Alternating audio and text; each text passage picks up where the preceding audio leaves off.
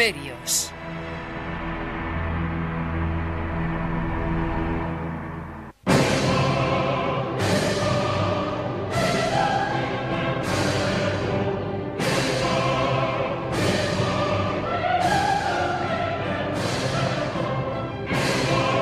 Los fieles se estremecían de frío.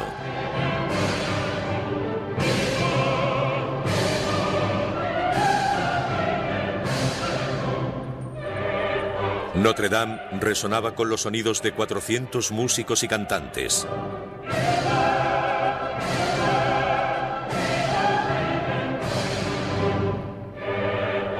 El joven nacido en la isla de Córcega avanzaba impaciente. Napoleón Bonaparte, de 35 años, estaba a punto de ser coronado emperador de Francia. He encontrado la corona de Francia en el arroyo, dijo, y la he cogido. Era el 2 de diciembre de 1804. En el transcurso de 3 años, las conquistas de Napoleón extenderían su imperio por casi toda Europa y gobernaría a más de 70 millones de personas. Desde los antiguos Césares, no se había conocido a un hombre con tanto poder. Napoleón cambió el mundo. Fue un hombre que prosperó basándose en su origen, en su entorno y en sus aptitudes. No ha vuelto a existir un hombre como él que dominara el mundo como él lo hizo. ¿Quién era Napoleón? Era una mano dentro de una camisa con un extraño sombrero. Si enseñamos el sombrero y la mano dentro de la camisa, en Japón, Estados Unidos o Francia, todo el mundo sabrá que hablamos de él. Que ce soit aux États-Unis, que ce soit en France, on dira Napoléon. Sobre todo era un hombre ambicioso. Le encantaba el poder. Decía, amo el poder como el músico ama su música. Hizo todo lo que estuvo en su mano para lograr sus propósitos.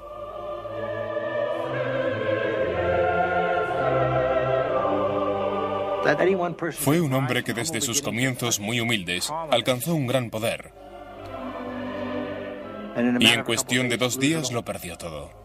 Es asombroso que prosperara tan rápido y que cayera igual de rápido.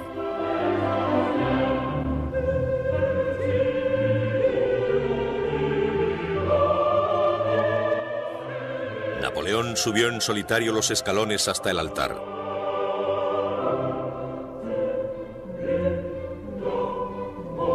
Tomó la corona con sus propias manos y la elevó. Luego la dejó caer sobre su cabeza. Napoleón.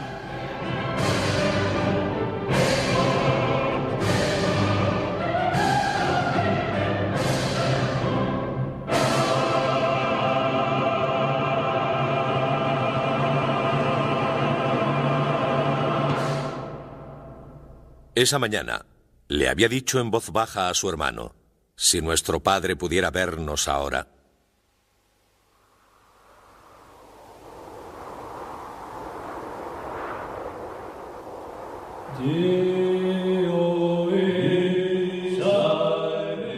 Primera parte. Hacia el destino.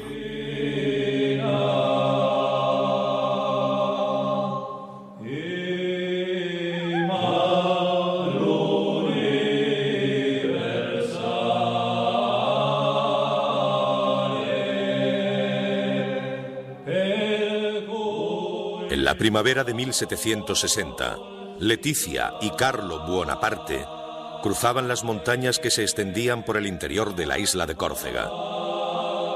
Eran patriotas corsos, decididos a rechazar al ejército francés que había invadido su diminuta isla. Los corsos eran solo 100.000 o 120.000 personas, en su mayoría campesinos o pastores. Tenían pocas armas de fuego, poca pólvora, y tenían que defenderse contra una población de 22 millones de franceses. En aquel momento, el país más avanzado de toda Europa.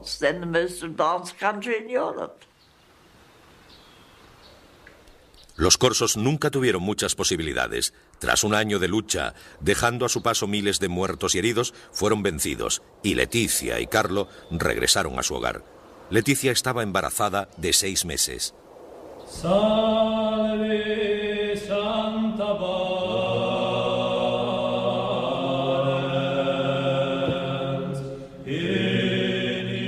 Ese verano Leticia celebraba la fiesta de la Asunción, cuando sintió los primeros dolores del parto.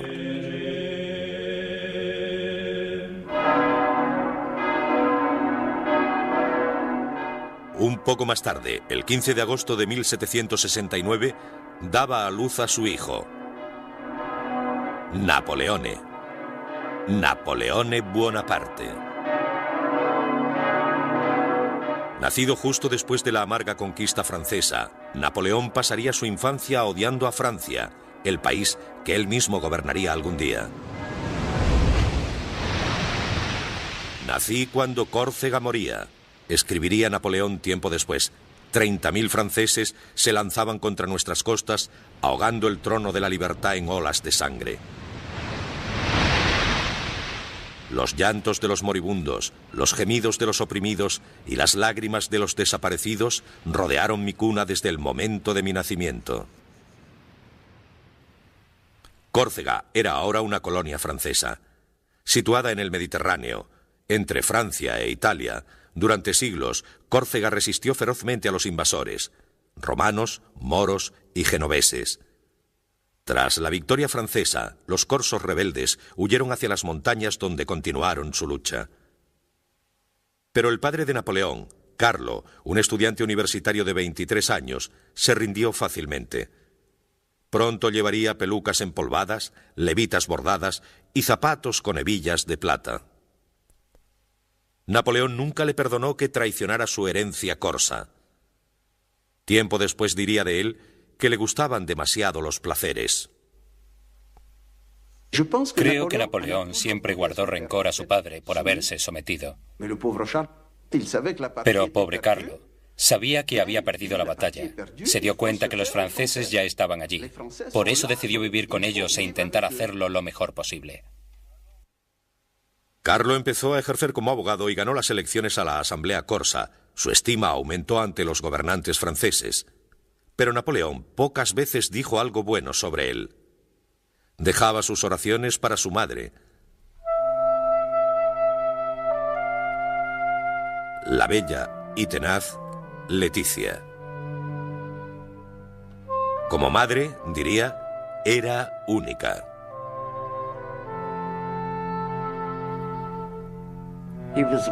Estaba obsesionado con ella, fascinado. La adoraba como a nadie. Era una pequeña mujer decidida y dura de carácter. Estuvo embarazada 13 veces y le sobrevivieron 8 hijos. Napoleón decía que todo su éxito en la vida se debía al entrenamiento que recibió de su madre. Leticia era una mujer dura y austera, endurecida por la guerra, que castigaba a sus hijos para enseñarles el sacrificio y la disciplina. A veces me hacía irme a la cama sin cenar, recordaba Napoleón, como si no hubiera nada de comer en la casa. Teníamos que aprender a sufrir y que no lo viera nadie. Incluso su ternura era severa. Mi madre, qué hombre, decía Napoleón. Tenía la cabeza de un hombre en el cuerpo de una mujer.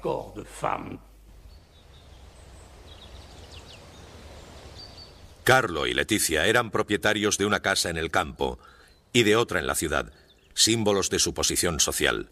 Eran aristócratas corsos, pero no eran ricos. Con 8 hijos, lucharon por sobrevivir en una isla que se había ido empobreciendo durante siglos. La ambiciosa pareja creía que Córcega no tenía nada que ofrecerles a ellos o a sus hijos. Solo podría hacerlo un país, el país que había vencido al suyo, Francia.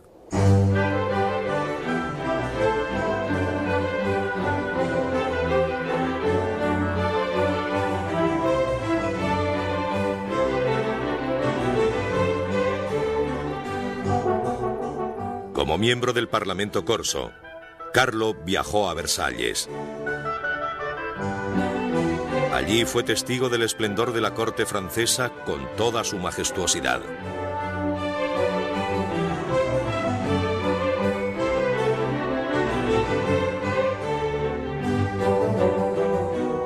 Francia era la envidia de Europa. Gran Bretaña, Austria, Prusia, España... Ningún país estaba más poblado ni tenía más riqueza. Mientras América comenzaba sus experimentos con la democracia, Versalles daba testimonio del poder de los reyes. Carlo era solo un provinciano sobrecogido. Las muestras de descontento con el rey Luis XVI y los privilegios de la aristocracia no le preocupaban. Que la reina María Antonieta y una frívola corte estuvieran arruinando los valiosos recursos de Francia no hicieron que Carlo dejase de admirar los placeres de los que era testigo.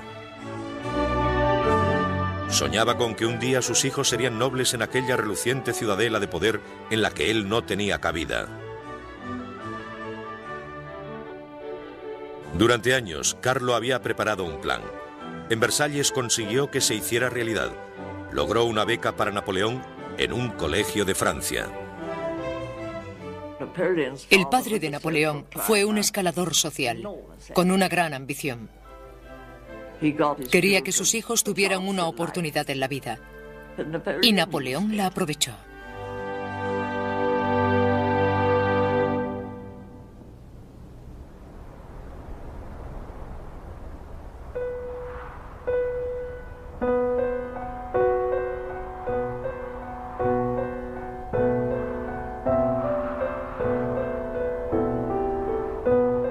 Napoleón pisó Francia por primera vez en el invierno de 1778.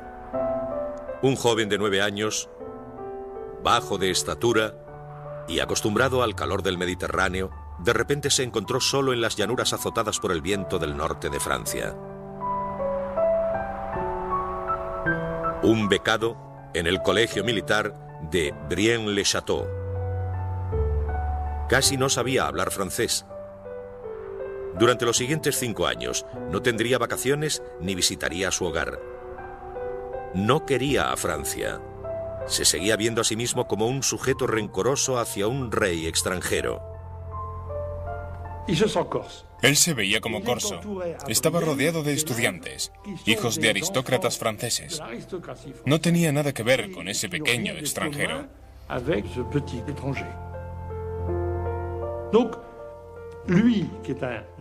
Era muy orgulloso, por eso se apartaba de todos.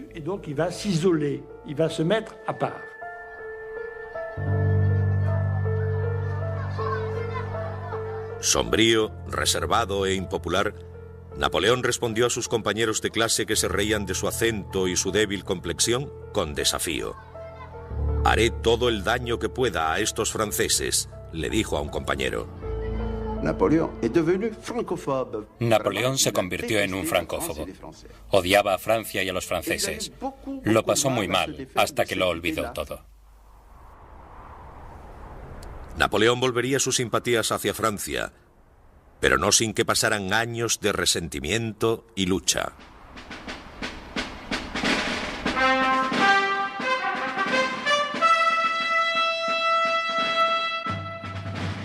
Tenía 15 años cuando fue admitido en la Real Academia Militar de París.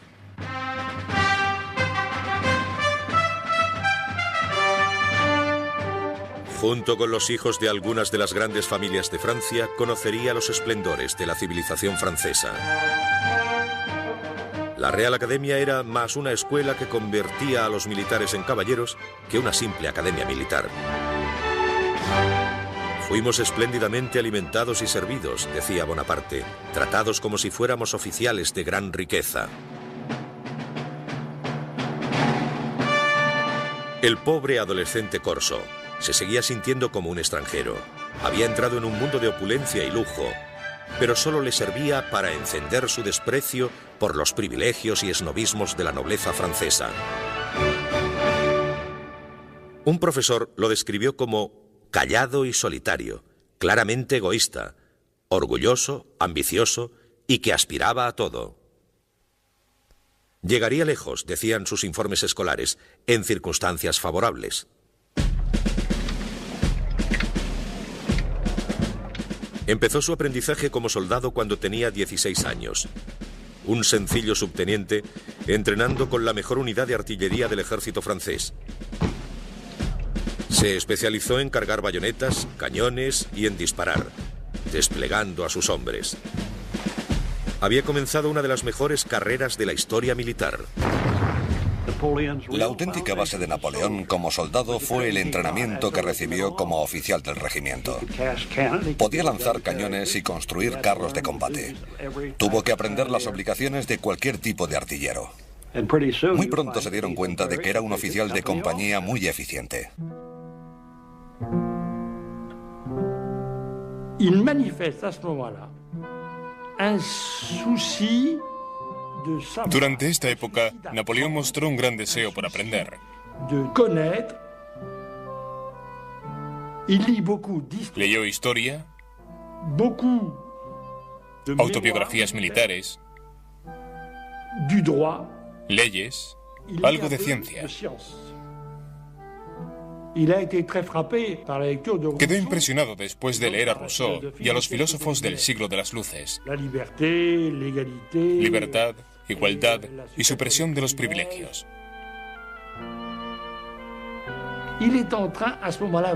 Estaba en proceso de encontrarse a sí mismo. Pero para un soldado nacido en Córcega, la promesa de libertad e igualdad era solo un sueño.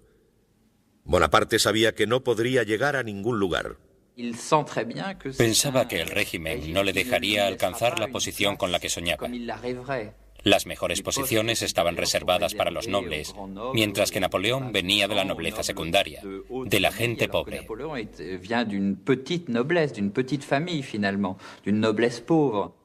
Frustrado por sus ambiciones militares, Bonaparte soñó con hacerse famoso como escritor y escribió una breve historia sobre Córcega. Incluso intentó hacer una novela. Estaba furioso con el régimen porque le condenaba a soñar con su destino. Tan solo podía escribir novelas, pero quería que su vida fuera como esas novelas, y aquello no era posible bajo el viejo régimen.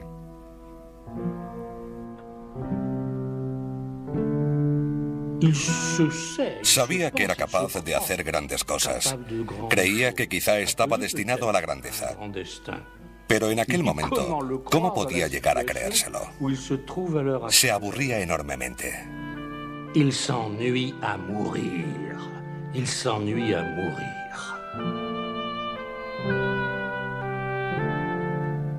Siempre solo entre hombres, escribió Bonaparte. Llego a casa para soñar y para dedicarme con todas mis fuerzas a la melancolía. Mis pensamientos se detienen en la muerte. ¿Qué ira me conduce a desear mi propia destrucción? No hay duda, porque no veo lugar para mí en este mundo. Fue la revolución lo que liberaría a Bonaparte.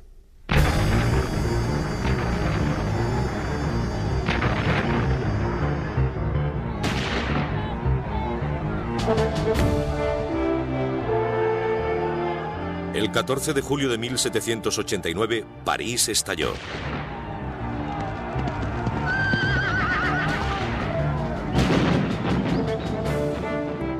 Una multitud enfurecida se lanzó a las calles gritando libertad, igualdad y fraternidad.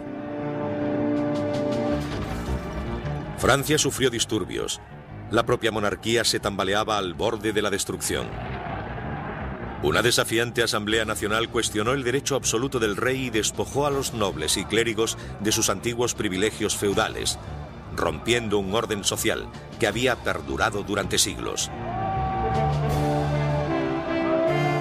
Tras años de injusticia y desigualdad, había comenzado la revolución. Tardaría años en acabar. Mientras la revolución tomaba impulso, Bonaparte servía en el ejército lejos de París. Desconfiaba de la multitud enfurecida, pero daba la bienvenida a los cambios que transformarían al país. Lo cierto es que él no fue un revolucionario antes de comenzar la revolución. Pero Bonaparte vio la revolución como una buena noticia. Tuvo un impacto casi religioso en él, porque de repente sintió que la revolución iba a abrir la sociedad francesa, que aboliría los privilegios y pondría fin a las jerarquías y al tipo de condescendencia que el propio Napoleón había sufrido en su juventud.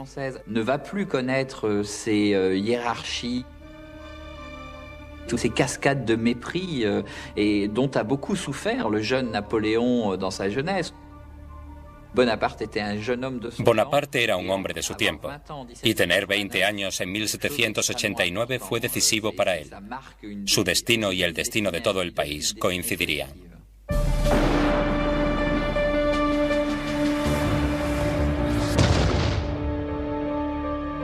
En el verano de 1792, Bonaparte se dirigió a París y fue testigo del fin de la monarquía francesa. En junio, una multitud asaltó el Palacio de las Tullerías y mostró al rey el gorro rojo de la revolución.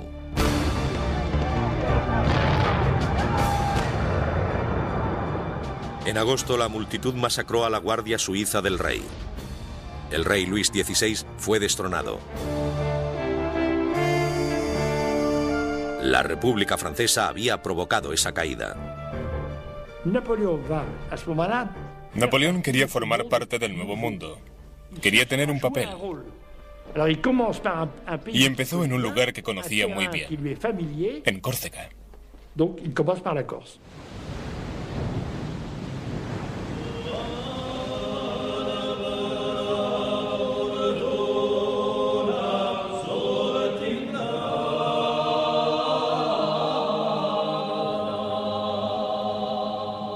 Bonaparte tenía 23 años, era un revolucionario idealista cuando abandonó el ejército francés y regresó a Córcega.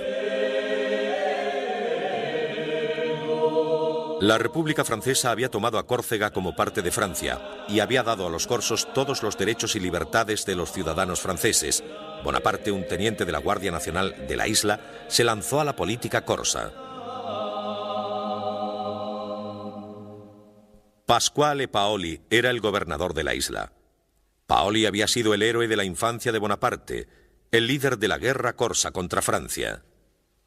Ahora Bonaparte soñaba con alcanzar el poder al lado de Paoli. Pero se decepcionaría amargamente. Paoli no confió en él. Un muchacho inexperto le llamó Paoli, un chico sin ninguna experiencia. El patriota corso pensó que Bonaparte era demasiado ambicioso, demasiado egocéntrico y favorable a la causa francesa. Bonaparte y Paoli no tenían los mismos ideales. Paoli seguía pensando que Córcega debía ser independiente. Pero esta vez Napoleón Bonaparte pensaba que era una buena idea que Córcega formara parte de la Francia revolucionaria. Tenía una doble personalidad, tanto corsa como francesa. Pero durante mucho tiempo, Napoleón ignoró que era francés. Llevaba tiempo siendo francés, pero él no lo sabía. Napoleón quedó unido a Francia por el ejército y por un sentimiento natural. Su larga educación allí le había cambiado las ideas.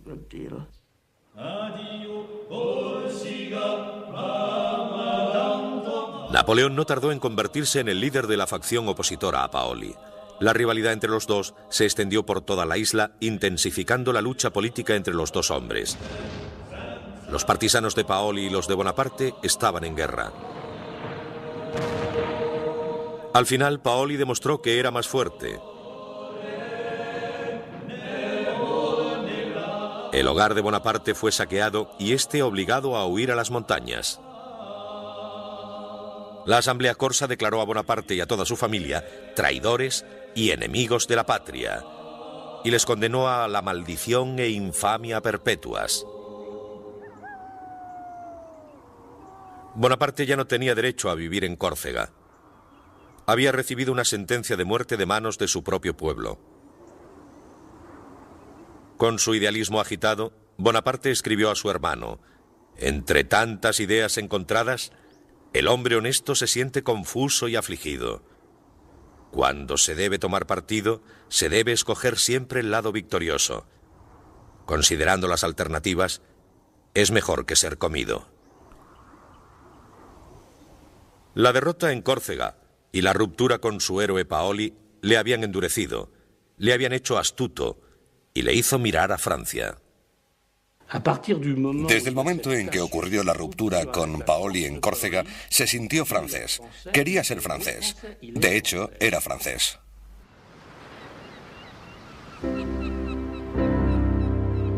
En junio de 1793, embarcó hacia Francia con su madre viuda, sus 3 hermanos y sus 3 hermanas, refugiados que llevaban con ellos todo lo que tenían en el mundo. Con 24 años, era desterrado para siempre de la tierra que le vio nacer. Fue un error. Se sintió muy frustrado. No pudo hacer lo que quería. Pero cuando abandonó Córcega, su ambición era tan grande que olvidó los objetivos que tenía trazados. Se tornaron en una ambición por controlar Francia, luego Europa y posiblemente el mundo. Su ambición le hizo olvidar las esperanzas y errores de su niñez.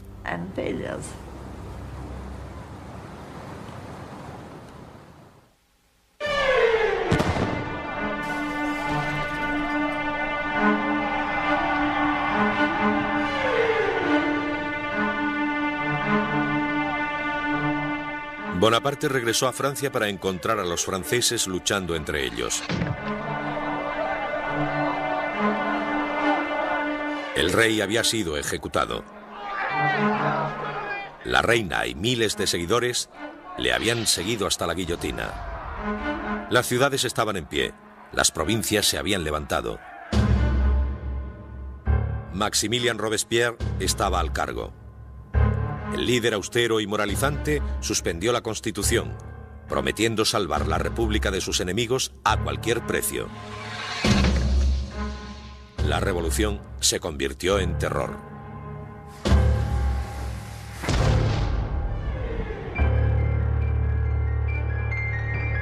Desgarrada por la guerra civil, Francia estaba en lucha casi con toda Europa. Austria, España, Prusia y Gran Bretaña se empeñaron en destruir la nueva República Francesa, mientras que los radicales franceses prometían ayudar a todo aquel que se levantara contra sus legisladores. Readmitido en el ejército como capitán de artillería, Bonaparte fue destinado a Toulon, una ciudad de 28.000 habitantes en la costa sur, que se había rebelado contra la República, cediendo su puerto a los ingleses. La flota inglesa defendió la ciudad desde el puerto. Un joven Bonaparte de 24 años creyó saber cómo hacerles huir. Sostuvo que si sus soldados podían apoderarse de los mandos que comandaban el puerto, podrían bombardear la flota y hundirla. La ciudad caería. Era un plan sencillo, pero ninguno de los generales quiso escucharlo. El ejército francés de la Revolución parecía a veces un paraíso de ineptos. Los generales de Toulon eran incompetentes. Finalmente, un general escuchó sus planes y dijo: naturalmente. Esta fue la primera gran oportunidad de Bonaparte. Con los oficiales de la aristocracia huyendo del país, había un gran vacío. Una oportunidad para una rápida promoción para soldados que pudieran demostrar su valía en la batalla.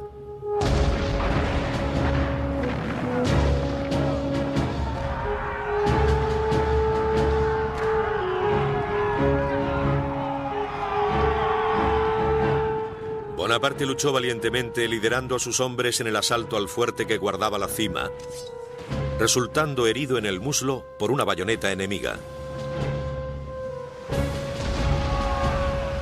10 barcos ardieron en llamas. Los ingleses huyeron. Toulon fue reconquistado y Bonaparte ascendió. En solo 3 meses, había ascendido de capitán a brigadier general.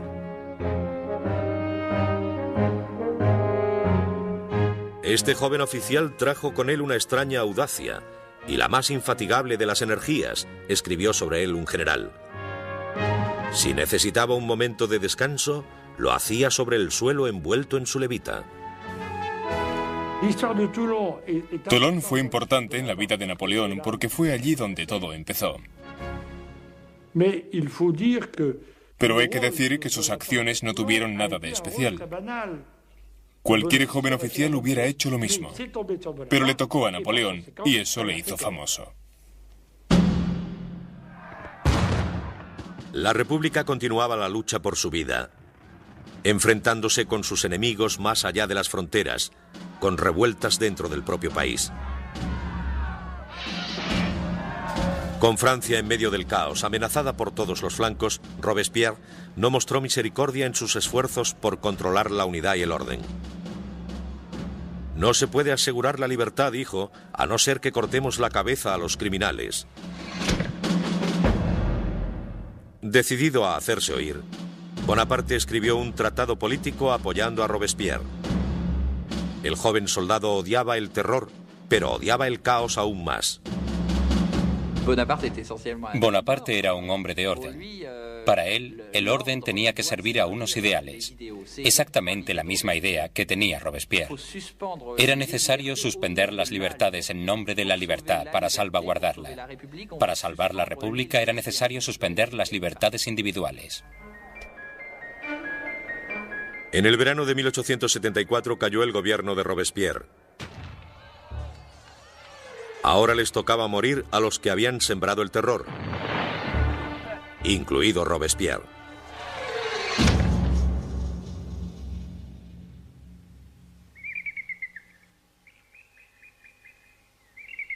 En la primavera de 1795, Bonaparte se dirigía a París. Ahora, como brigadier general, estaba decidido a llegar aún más alto.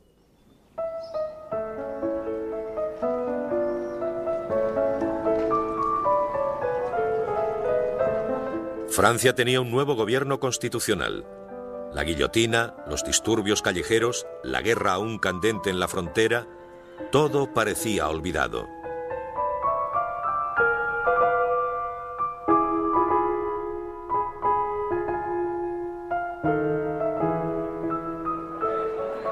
Nadie, escribiría un contemporáneo, piensa en otra cosa ahora que no sea comer, beber y disfrutar.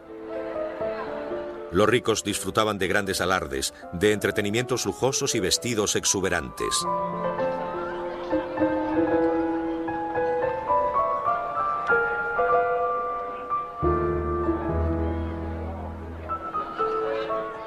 Bonaparte frecuentaba los salones donde las mujeres que dominaban la sociedad parisina salvaguardaban la corte. Las mujeres aquí, escribió a su hermano, son el centro de todo. En este lugar parecen llevar las riendas del gobierno.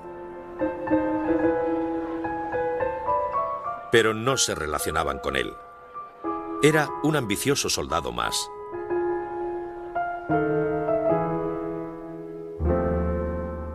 Una noble de la época recordaba: aún recuerdo su cara.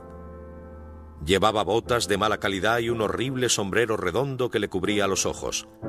Su tez amarillenta, provocada por su extrema delgadez, le provocaba un efecto enfermizo general. Bonaparte parecía haber llegado a un punto muerto. Estaba desesperado por un ascenso, pero nadie le prestaba atención. Si esto continúa, escribió a su hermano, terminaré por no apartarme cuando pase un carruaje. Entonces un alboroto político le volvió a ofrecer una oportunidad. El 5 de octubre de 1795, multitud de parisinos se lanzaron a las calles junto a los hombres de la Guardia Nacional para restaurar la monarquía. La rebelión amenazaba con derrocar a la República. El gobierno llamó a Bonaparte para que detuviera el ataque. No había muchas más posibilidades. Cuando estalló esta rebelión, no había ningún general competente en París. Pero allí estaba el joven Bonaparte. Era un hombre de convicciones. Había que darle esa misión. Napoleón no iba a ser discreto. Usaría todas las armas a su alcance. Nadie había usado cañones en París antes de esta revuelta.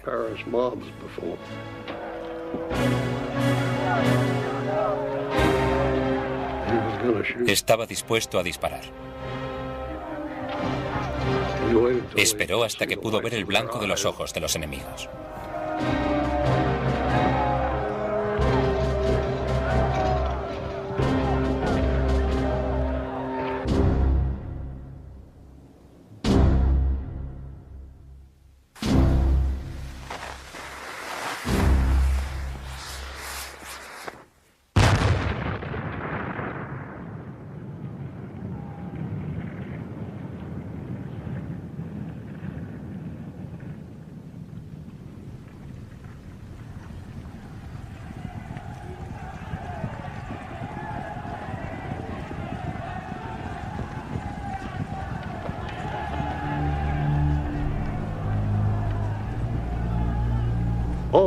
Todo terminó casi con un solo cañonazo. Probablemente mató a cientos de personas. No era un hombre muy famoso en las bases, pero después de aquello se convirtió en el hombre de las calles de París. Bonaparte escribió a su hermano: "El enemigo nos atacó. Matamos a muchos de ellos. Ahora todo está en calma. No puedo sentirme mejor".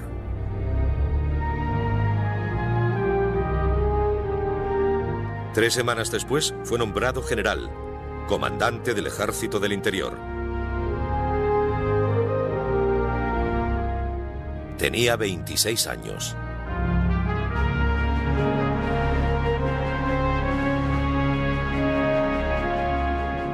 Bonaparte era ahora un hombre a tener en cuenta. Fue conducido a París en un elegante carruaje con ropa nueva y empapado en agua de colonia. El ingenuo general no era un hombre mujeriego, pero se había enamorado. Su nombre era Marie-Joseph Rose de Beauharnais, pero todo el mundo la conocía por Rose, pero Bonaparte la llamaba Josefina. Era una aristócrata criolla de la colonia francesa de la Martinica, una viuda de 32 años con 2 niños pequeños, agobiada por las deudas y que intentaba abrirse camino sola en París. Lánguida, con una indiferencia que rayaba en la indolencia, era famosa por ser una mujer refinada, encantadora y con gracia. Se decía que incluso se metía en la cama con elegancia. Josefina era una mujer con un gran encanto, sensualidad y, si no guapa, al menos ágil y de movimientos ondulantes. La belleza es algo que todos admiramos, pero la belleza sin encanto es como una comida sin especias. Napoleón solía decir: "Yo soy tímido con las mujeres. Madame de Beauharnais ha sido la primera mujer que me ha dado confianza". Josefina era lo que podríamos llamar una mujer algo adelantada a su tiempo. Se había casado joven. Su marido había muerto en la guillotina. Había tenido un romance con alguien que la ayudó. Y se sabía que había tenido varios romances con hombres de la alta sociedad francesa. Nadie tenía más poder que Paul Barras, la figura más poderosa del nuevo gobierno. Josefina era su amante, una mujer de influencia en los salones de moda de París. Bonaparte vio en ella un mundo de poder. Era el centro de la sociedad. Tenía todo tipo de contactos. Era alguien que le podía servir de mucha ayuda. Yo creo que se enamoró perdidamente de ella. Josefina vivía en una pequeña casa con un bonito jardín. Había quien decía que Barras le pagaba el alquiler. Pero Barras estaba empezando a cansarse de ella. Ahora Bonaparte era el que la visitaba. Él le escribía: "Dulce e incomparable Josefina, me despierto pleno de ti. El recuerdo de los placeres de la última noche no dejan descansar a mis sentidos. Josefina amaba el amor y era muy buena amante. Bonaparte no tenía experiencia. Fue ella la que le introdujo en el mundo del amor. Dulce e inigualable Josefina, qué extraño efecto provocas en mi corazón. Sí, una noche me has enseñado lo lejos que está tu retrato de ti misma. 1000 besos, mi dulce amor.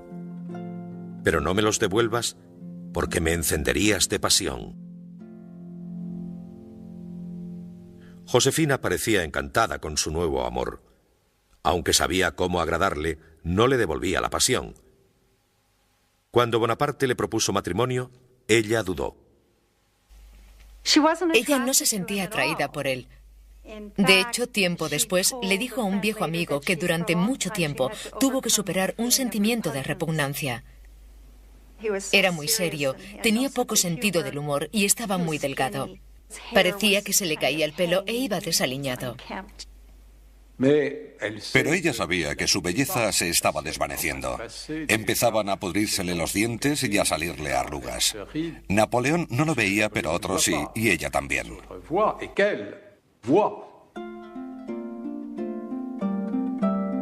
Su aspecto decaía y sus dudas se amontonaban. Necesitaba un protector. El 9 de marzo de 1796, Napoleón Bonaparte y Josefina de Beauharnais contraían matrimonio. Un medallón esmaltado en oro fue el regalo de boda del general a su novia. En él hizo grabar las palabras «Hacia el destino».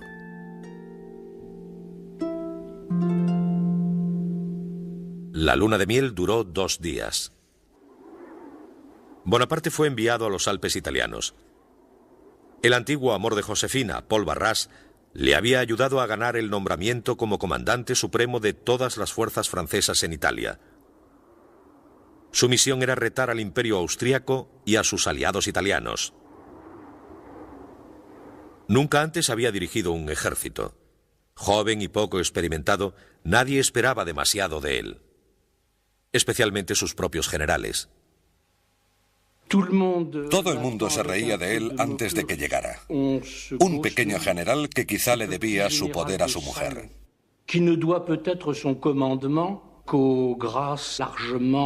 Entonces llegó él, y al momento, los veteranos que se habían reído de él entendieron perfectamente que él estaba al cargo de todo.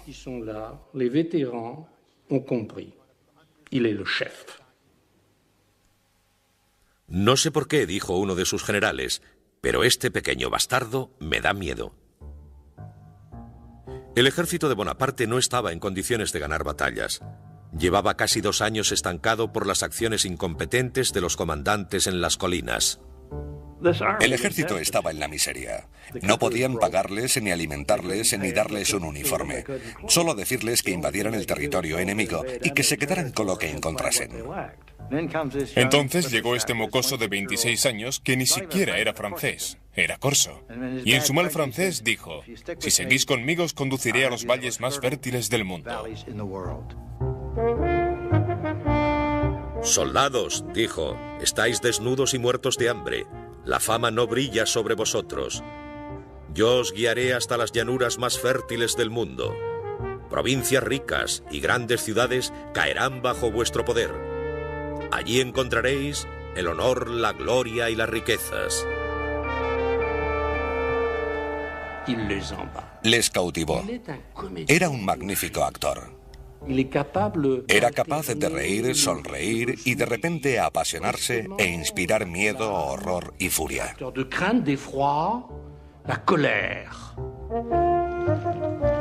El 2 de abril de 1796, Bonaparte marchó con su ejército. Eran menores en número, 38.000 franceses enfrentados a 38.000 austriacos y sus aliados, 25.000 piamonteses. Bonaparte planeó aislar a los austriacos de los piamonteses y luego conquistarles por separado. Primero, atacaría al Piamonte.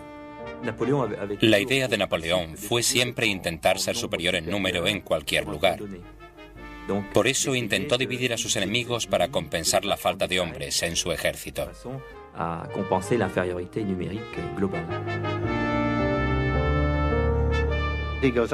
Se dirigió a las montañas y desplegó sus fuerzas. El enemigo no sabía dónde estaba, por lo que también empezó a desplegar las suyas. En el último momento, concentró rápidamente sus fuerzas, consiguió la superioridad numérica necesaria y les aplastó. Fue veloz. El ejército de Napoleón podía caminar 45 kilómetros diarios. A los piamonteses les costaba llegar a los 4 o 5 al día. Napoleón dijo que no había nada de teoría en la guerra. Hay que hacer lo que hay que hacer y hacerlo rápido. Sorprender al enemigo y dejarle atónito si se puede. Moverse rápidamente y ser cruel con él. En solo 2 semanas ganó 6 batallas. Hizo miles de prisioneros y acabó con el ejército piamontés. Uno de los oficiales piamonteses se quejaría después. Enviaron a un loco que atacaba a derecha e izquierda, por detrás y por delante. Es una forma intolerable de hacer la guerra. El 26 de abril, el Piamonte se rindió. Bonaparte pidió oro y plata y pagó a sus tropas el primer dinero auténtico que veían en muchos años. «Soldados», dijo, «os lo agradecemos». Mientras Bonaparte lideraba a sus soldados hacia la batalla, nunca dejaba de pensar en Josefina, escribiendo carta tras carta a diario.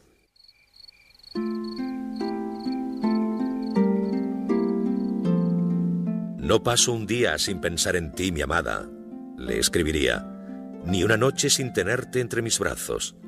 Maldigo la gloria y la ambición que me mantiene lejos de mi alma y de mi vida.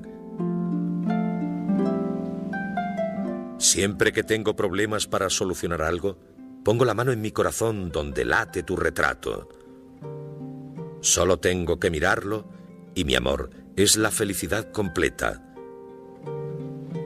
Un beso a tu corazón y otro mucho más abajo, mucho, mucho más abajo».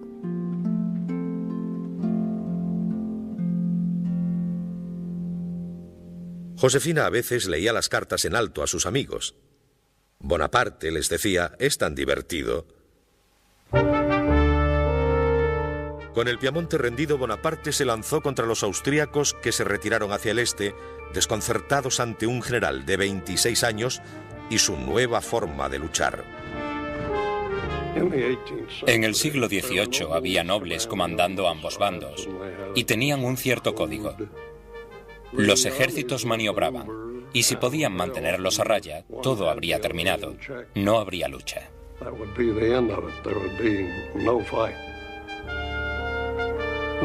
Napoleón fue de alguna manera el primer general moderno. No se acomodó a esos viejos excéntricos del otro bando.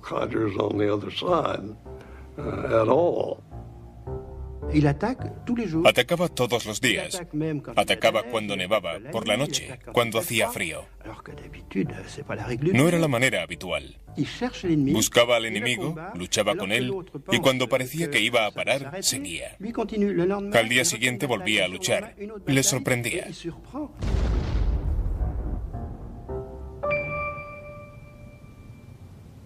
Mientras los austríacos huían, su retaguardia esperaba detener a Bonaparte, haciéndole parar en la pequeña ciudad italiana de Lodi. Fortificaron un estrecho puente de madera con 14 cañones y 3 batallones, desafiando a Bonaparte a que lo cruzara. El general ordenó un simple asalto frontal en el puente. Todo dependería de la valentía de sus hombres.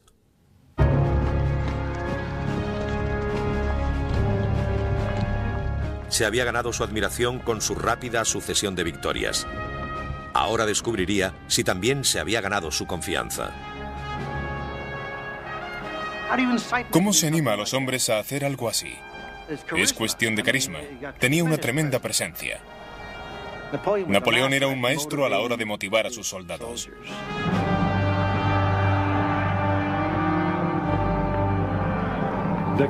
La victoria siempre recorre un largo camino. Cuanto más ganaban, más difícil eran de parar. Sus tropas estaban bien entrenadas. Llevaban acosando a los austriacos durante semanas y seguían haciéndolo.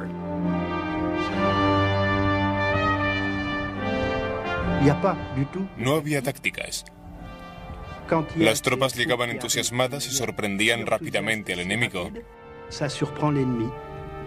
Era una cuestión de entusiasmo. Todo el mundo se lanzaba a la batalla.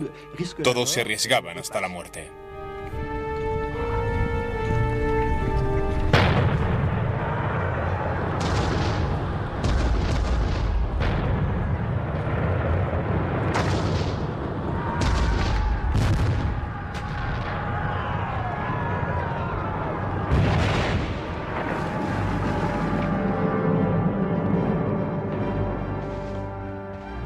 Con sus hombres enfrentándose al fuego enemigo, Bonaparte también tomaba parte en la batalla. Él se encargaba del cañón, que era un trabajo físico, pero siempre estaba de pie con ellos.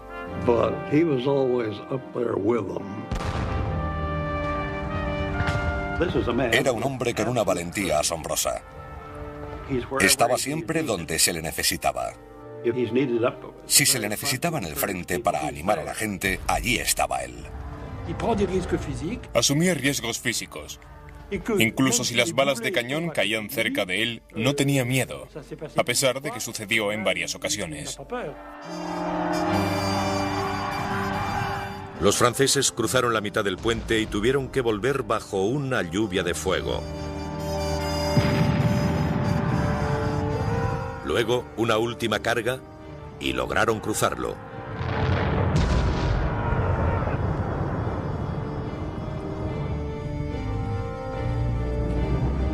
Las armas austriacas quedaron en silencio. Pensaron que estarían a salvo bajo el puente y de repente los franceses lo cruzaron y derrotaron a los pocos que quedaban vivos. Fue una operación espectacular. No fue una gran batalla.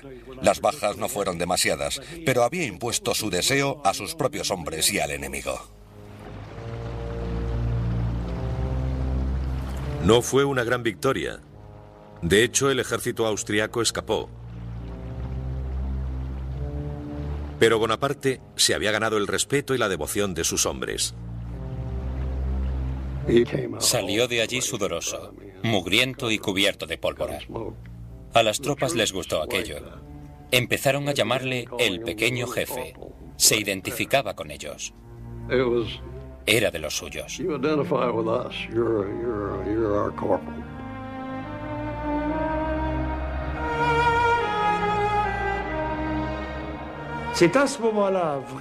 Ese fue el momento en el que empezó a convencerse de que tenía una buena estrella y que su destino le había escogido para realizar grandes cosas.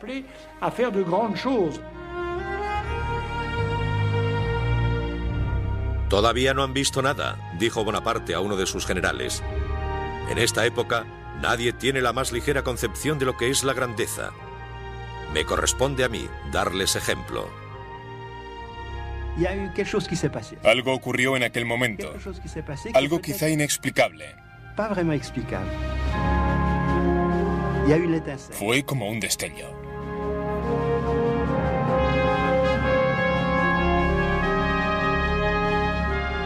La batalla de Lodi convenció a Napoleón Bonaparte de que aquel era su destino. Desde aquel momento, dijo, imaginé lo que podría ser. Ya sentía la tierra huyendo bajo mis pies como si me estuviera transportando al cielo.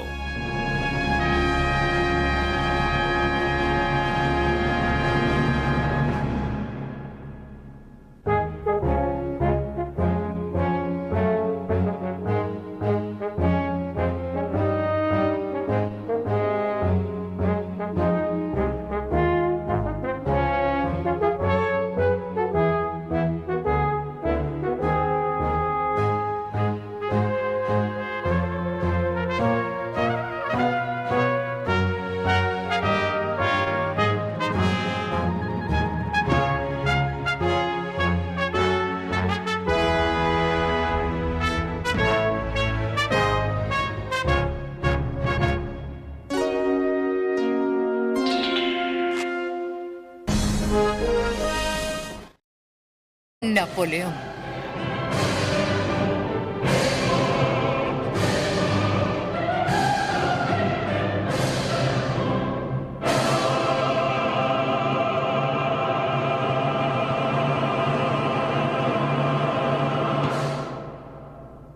Esa mañana le había dicho en voz baja a su hermano: si nuestro padre pudiera vernos ahora.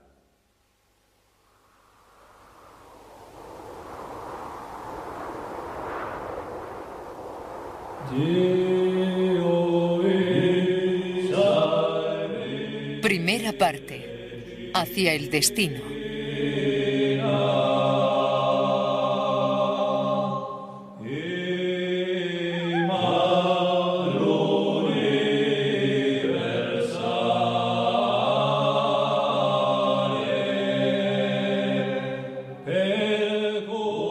En la primavera de 1760, Leticia y Carlo Buonaparte cruzaban las montañas que se extendían por el interior de la isla de Córcega. Eran patriotas corsos, decididos a rechazar al ejército francés que había invadido su diminuta isla. Los corsos eran solo 100.000 o 120.000 personas, en su mayoría campesinos o pastores. Tenían pocas armas de fuego, poca pólvora, y tenían que defenderse contra una población de 22 millones de franceses. En aquel momento, el país más avanzado de toda Europa.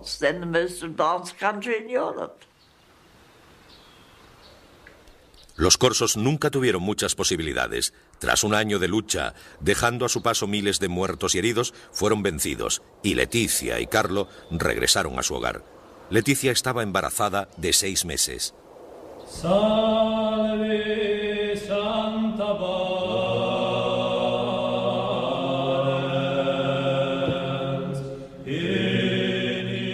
Ese verano Leticia celebraba la fiesta de la Asunción, cuando sintió los primeros dolores del parto.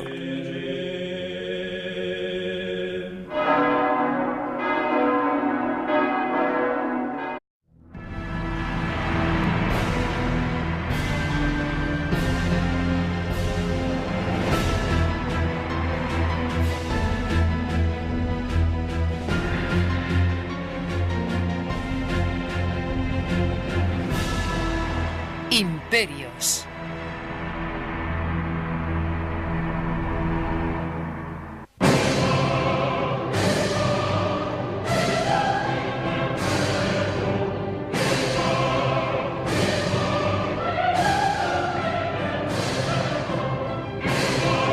Los fieles se estremecían de frío.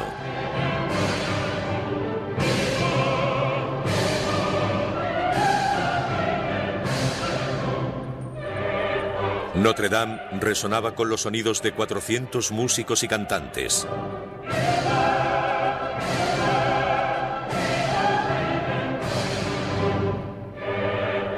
El joven nacido en la isla de Córcega avanzaba impaciente. Napoleón Bonaparte, de 35 años, estaba a punto de ser coronado emperador de Francia. He encontrado la corona de Francia en el arroyo, dijo, y la he cogido. Era el 2 de diciembre de 1804.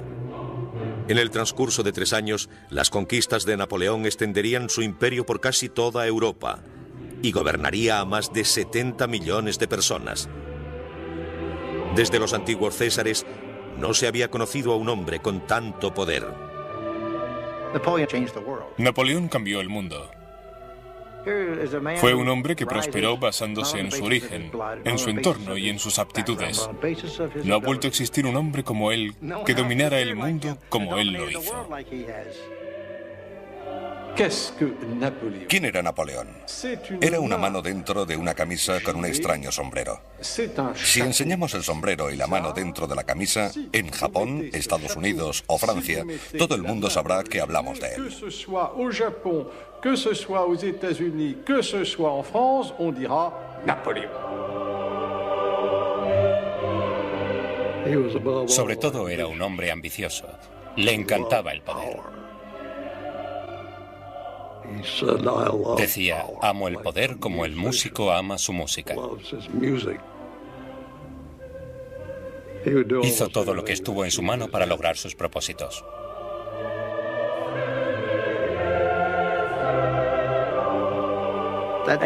Fue un hombre que desde sus comienzos muy humildes alcanzó un gran poder.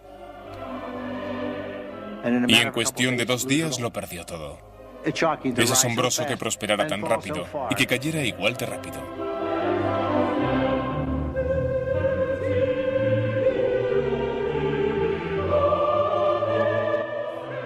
Napoleón subió en solitario los escalones hasta el altar.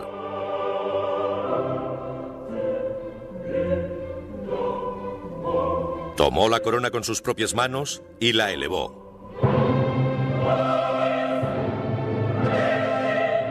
Luego la dejó caer sobre su cabeza.